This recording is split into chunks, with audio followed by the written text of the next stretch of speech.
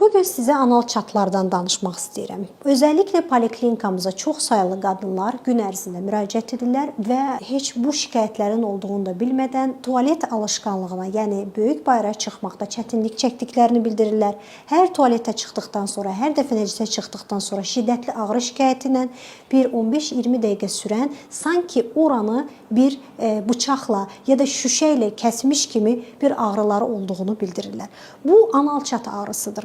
Anal çat adətən belə şiddətli ağrı, tualet defekasiya aktının gecikməsi, defekasiya aktından qorxma kimi əlamətlərlə eyni zamanda da bəzən tualetin içini dolduran, bəzən də silinmə şəklində salfetkada bir cız, bir damcı şəklində özünü biruzə verə bilir. Anal çatların təbii ki də bir çox müalicə üsulları var. Eyni zamanda cərrahi ilə müdaxiləsi mümkündür. Adətən biz klinikamızda anal çatları çox rahatlıqla müalicə ilə sonuçlandıra bilirik.